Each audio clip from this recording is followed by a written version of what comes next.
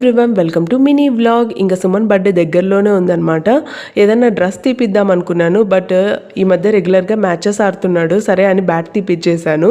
ఇంకా దారిలో వెళ్తూనే సీతాఫళ్ళు కనపడ్డాయి. ఈ హైదరాబాద్లో అయితే సీతాఫళ్ళు అయితే చాలా బాగున్నాయన్నమాట. రోజు తినేస్తున్నాను నేనైతే. ఇంకా మారు ఎప్పటి నుంచో Peppa ear rings, Peppa chain అడుగుతూ ఉంది.